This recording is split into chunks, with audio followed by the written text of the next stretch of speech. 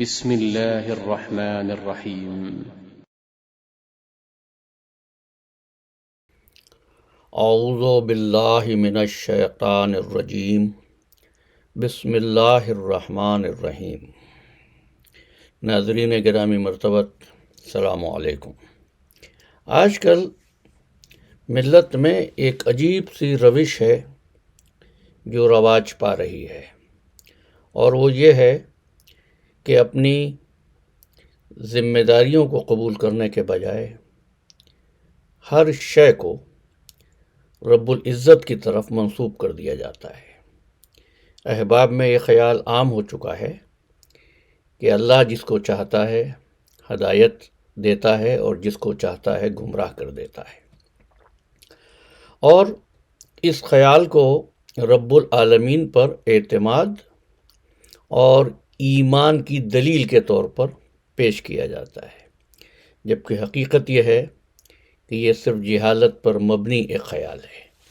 میرے ایک محترم سننے والے نے بھی یہی استفسار کیا ہے۔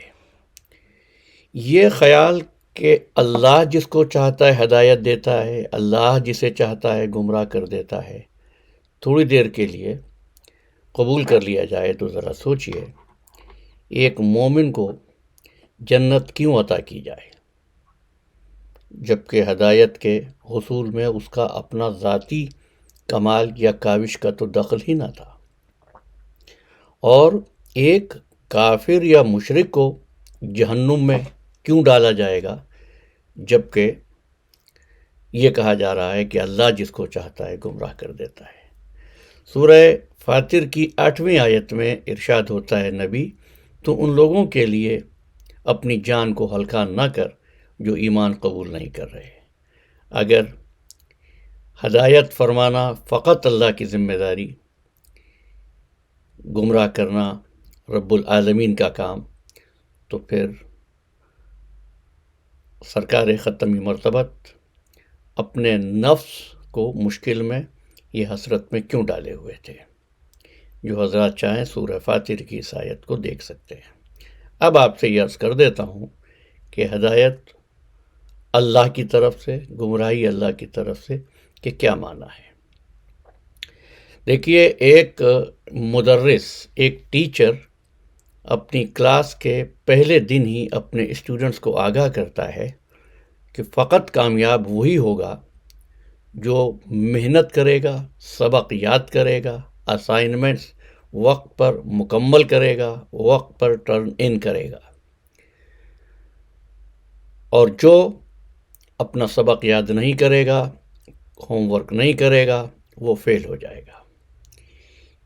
ظاہر ہے کہ اس فارمولے پر کچھ طالب علم عمل کرتے ہیں اور کچھ طالب علم عمل نہیں کرتے، لیکن پاس کرنا اور ناکام کرنا یہ تو اب بھی ٹیچر ہی کے ہاتھ میں ہے۔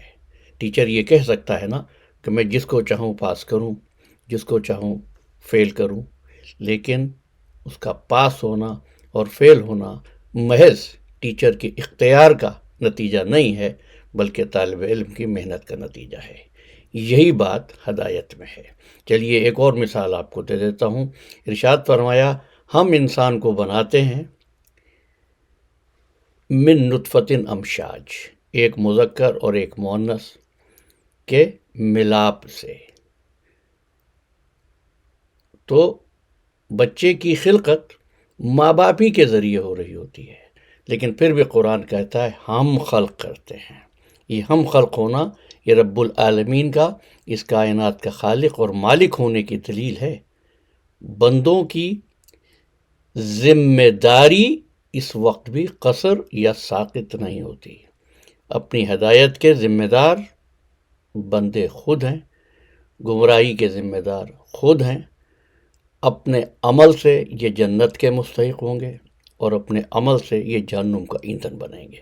یہی بات ڈاکٹر اقبال نے کہی تھی، عمل سے زندگی بنتی ہے، جنت بھی جہنم بھی، یہ خاکی اپنی فطرت میں نہ نوری ہے نہ ناری ہے۔ وآخر دعوانا ان الحمد للہ رب العالمین۔ السلام علیکم ورحمۃ اللہ وبرکاتہ۔